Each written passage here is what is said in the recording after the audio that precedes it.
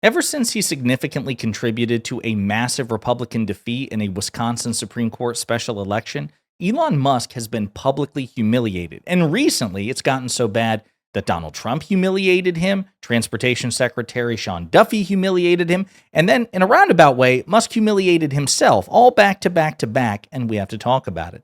But before we do, if you end up liking this video and you want to support the channel, please be sure to hit the like, subscribe, and alert bells before you go.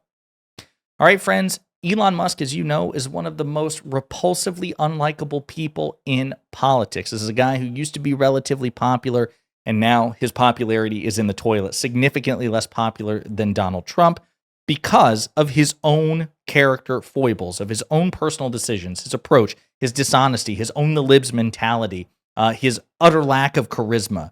He's just extremely disliked, and I love to see him being humiliated. So we're actually going to start with this, where Donald Trump does what Trump usually does, which is, he tries to massage it a little bit, but he kind of humiliates Elon Musk here a little bit in this cabinet meeting where Musk is in attendance, and he does it to Musk's face. Elon's done a fantastic job. Look, he's sitting here, and I don't care. I don't need Elon for anything other than I happen to like him. But I'm telling you, this guy did a fantastic job. I don't need his car. I actually bought one and they said, "Oh, did you get a bargain?" No. I said, "Give me the top price." I paid a lot of money for that car. But honestly, he makes a great car. You know what I do with it? I let the people in the office drive around in it. So you can say, well, he says he does a good job. Yeah, but he's then follows it up with, I don't need him. I don't need him for anything. He's unnecessary. And Elon's like, yeah, exactly. Yeah, I'm not necessary at all. Yeah, you do a fantastic job, but you're totally irrelevant. I don't need you for anything. What you do well, but it's not very important. I mean, again, just speaking about Musk in a way, in such a disrespectful tone that Trump did not do a month ago, 2 months ago, 3 months ago, certainly not on the campaign trail. You can see a little bit of that contempt, almost as if there's a distance now. Musk is no longer presiding over the cabinet meeting. He spoke relatively little at that cabinet meeting, and we're going to return to that cabinet meeting in just a second because Musk also humiliated himself there. So moving away from the cabinet meeting in which Trump basically shit talks Elon Musk to his face. You do a great job. Your job sucks. Not important. Nobody cares about you. Let's turn to Transportation Secretary Sean Duffy. This is how you know Elon Musk is losing credibility with the Trump administration, because a month ago, the Transportation Secretary, a former Fox News contributor, would never have dared throw Elon Musk and DOGE under the bus the way that you're about to see him do right now. But I want to talk about DOGE for a second. Okay, I know there's been a lot of people there's been some freak out, there's been some concern, there's been a lot of emotion. And I would just tell you, do I want to make our government more efficient?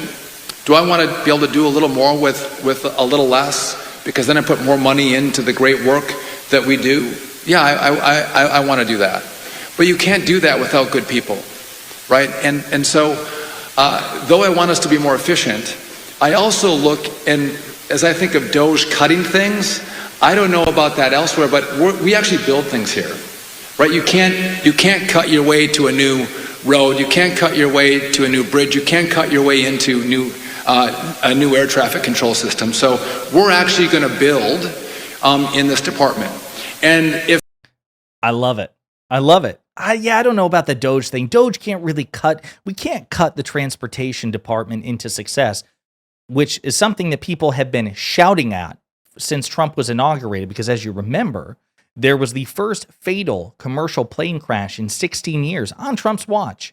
And there's been a spate of other plane crashes and near plane crashes on Trump's watch as well. So Sean Duffy, even though I know it feels like an eternity ago, was rightly hammered for his mismanagement. And this is a guy who, took all kinds of shots at President Biden's Transportation Secretary, Pete Buttigieg, who seems infinitely more competent than Duffy. And now Duffy feels bold enough to basically publicly part ways with DOGE. Again, the signs are there. Now, I also mentioned, so that's Trump humiliating Musk. That's Duffy humiliating Musk. What about Musk humiliating Musk? It's subtle, but we're going to go back to the cabinet meeting because Musk really hopes you won't catch this. But everybody else did, and I expect you will too. See if you catch it. Great job. Hello, Elon. Well, thanks to your fantastic leadership, this amazing cabinet, and the very talented DOGE team, I'm excited to announce that we anticipate savings in FY26 from reduction of waste and fraud by $150 billion. Great job. Did you catch it? Yeah. The guy who promised that he would be able to cut waste, fraud, and abuse so damn well, we'd cut $2 trillion out of the deficit in 1 year. Give 2 years, $2 trillion in a year. Then he cut it down to, okay, well, 2 trillion might be a little too ambitious. 1 trillion. 1 trillion. We'll definitely cut 1 trillion. Now he's saying in 1 year, he'll cut 150 billion. Orders of magnitude off even the $1 trillion reduction. What an embarrassment. Everybody's talking about this. He humiliated himself because he told on himself. He revealed he had no idea what the fuck he was talking about on the campaign trail. And ever since he's been presiding over Doge. As Fortune notes, Elon Musk drastically drops Doge's savings goal from $2 trillion to 150 billion for the year. What a humiliating reduction. That's where we are. What? 2 trillion, then 1 trillion, then 150 billion. Bro, Musk vindicated every criticism that everyone made about him. He doesn't know what he's doing. He just doesn't. And as people have noted, Doge still hasn't produced the receipts substantiating the claims that they've made about the waste, fraud, and abuse and the cuts and the savings that they've claimed to make so far. And when they've made efforts to substantiate it in the past, they've gotten busted time and time and time again, fudging the numbers, fudging the dates, taking credit for savings which occurred, months, if not years ago. Changing a figure, we saved $8 billion, except it was actually 8 million. Again, orders of magnitude off. This is what Elon Musk is reduced to because he objectively sucks at his job. And how do we also know he sucks at his job? Again, it's going all the way back. Nobody likes him. As Nate Silver, the Silver Bulletin, points out, how popular is Elon Musk? Well, welcome to our Elon Musk favorability polling average. Just like with Trump's approval ratings, we'll update this several times per week with every new Musk favorability poll. As of today, 53.5% of Americans have an unfavorable view of Elon Musk, and 39.6% have a favorable view, so about 40%. And Musk's numbers have been on a downward trend, especially since Trump took office.